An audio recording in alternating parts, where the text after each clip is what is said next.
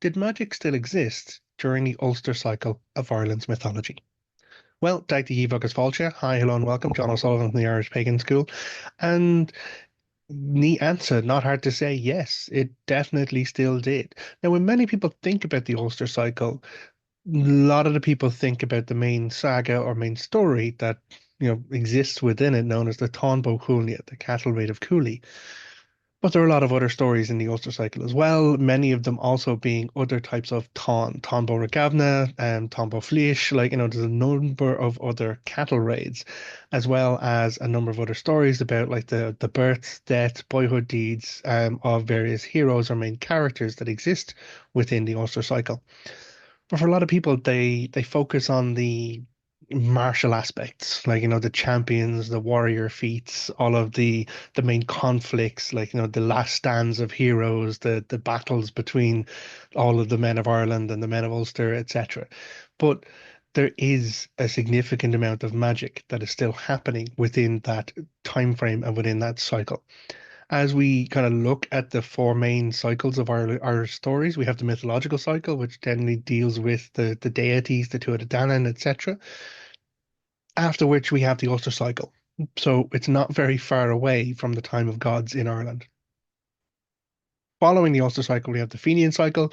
We still have some magical elements. We still have references and stories to Angus MacOak, the young son, getting involved and taking care of people who are linked with him. So there are still some magical elements around the time of the Fenian Cycle, but it is slightly less so. And by the time we get to the last cycle, the Cycle of Kings, though there is mention of otherworld aspects and lineages or descendancies from members of the Tuatha Dé Danann, we're kind of squarely more towards historical glossaries and lists of figures of kings within Ireland, as opposed to the mythical magical narratives. So the Ulster Cycle is very much full of magic. And there are a number of different types of magic that we see, from the battle prophecies of the Morrigan, for example, and also Fidelma, a prophetess who actually talks about there being comes across Maeve as she's preparing stuff, and Fidelma's like, yeah, I'm the prophetess of Connacht, and pretty much I see all of the warriors covered in crimson and gore. And so there's a lot of prophecy that is actually happening, but there's also cursing magic, in that there's very famously there's the cursing of the Morrigan against Cuchulain, where he's acting like an asshole, and she, in various guises, promises to come against him. She curses him that she will stand over his doom at the end of his time. But we also then see the other aspect of her power in shapeshifting. So in her curse, she promises how she'll come against him, and then later on in the story, she shapeshifts into a heifer to drive cattle, a she-wolf to bite at him, and an eel within the rivers. But she's not the only one shapeshifting in that story. Earlier on in the Ulster Cycle, Dexter, the mother of Setanta MacSultum, who will become Cuchulainn, is herself shapeshifted into a bird.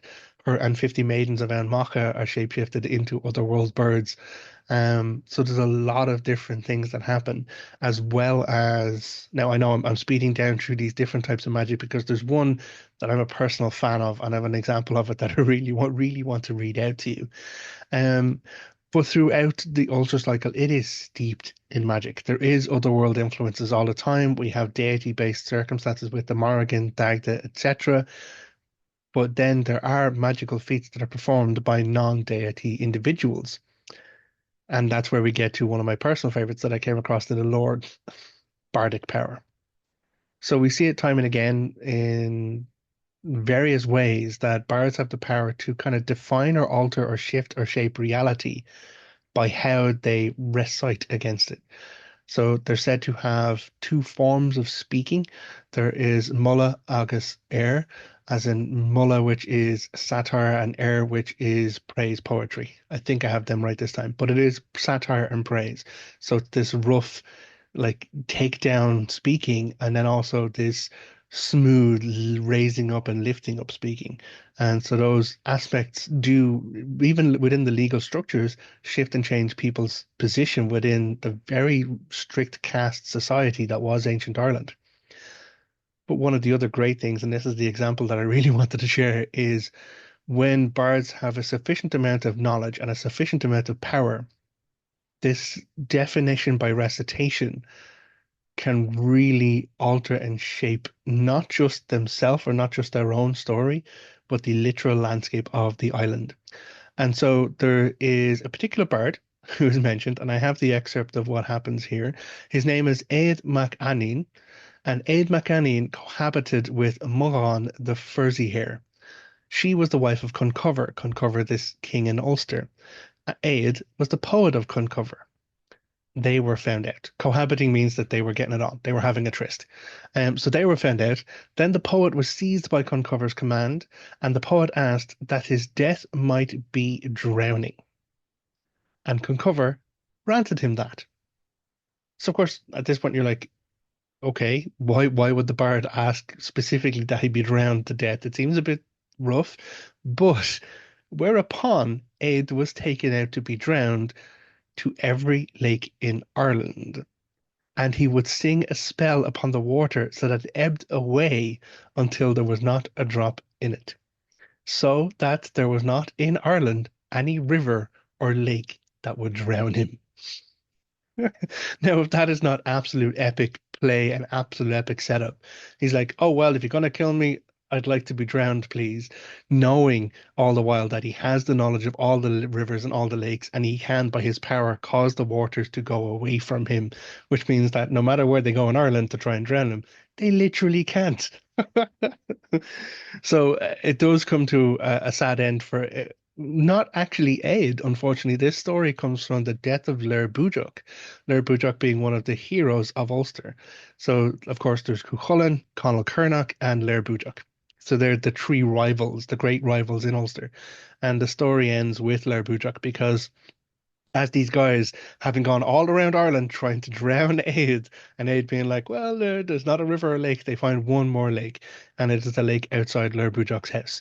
And before he can actually cast a spell on him, the guys grab him, bind him, so he can't actually speak his words, and they begin to try and drown him. Of course, Lair Búideach comes out and he's like, who the fuck is this? Drowning three guys, drowning one guy in a lake. This is none. And so, being a warrior and a self-styled hero as well, he wades in to try and stop that happening, and it does result in his own demise. But again, how crafty and how like smart would you need to be to define your own death, knowing that you can get out of it by use of your own magical power? So there are many other types of magical power as we see in the Ulster Cycle. I've mentioned a couple of them before. There's also the warrior feats, some of which could be considered magical in their nature, being able to run across the tops of spears, being able to give cries and shouts that would cause animals and beasts and cattle nearby to give more milk. And it's a fascinating one. One guy gives a bellow every morning. He's told to go up onto the the walkways or the defenses, the walls, and from there to give his warrior bellow. And so he would give this magical cry, and then anyone within the area who would hear would have their valor inspired and increased, but also cattle and animals would give two-thirds extra milk. So yeah, there's one other thing that we can't really ignore, and it is the idea of geis, also pronounced as gyasa, which is a magical prohibition or restriction that is placed on an individual. Usually these work in correlation or connection to how powerful that individual is. It's almost like this um, kind of pressure cooker stopgap so that the person doesn't become too powerful, so that there's always this vulnerability, this weakness, this aspect where and it's not that it's their kryptonite, like Superman style. It is the fact that it is an onus or a responsibility that is put upon them that should they choose to go against, or should they be put in a position where they violate this gesh, then all of their ability, their power, and in many cases, their life comes to an end. And we see multiple gesh during the Ulster cycle, and I think maybe if there's interest in me talking about Gesh or Gyasa, let me know in the comments. But I do teach a full class. There's a full class in the Irish Pagan School on specifically the magic of the Ulster Cycle. I pull out a whole other number of examples from various texts, various stories, and talk through, and then talk about a little bit like if we understand the narratives of how the magic was used, can we get a better understanding of where that might influence or inspire us in our own practices there today? So I'll pop a link to the class down below. If you're interested, go check that out. And as ever, look after yourself, take care, and slán. Goodbye.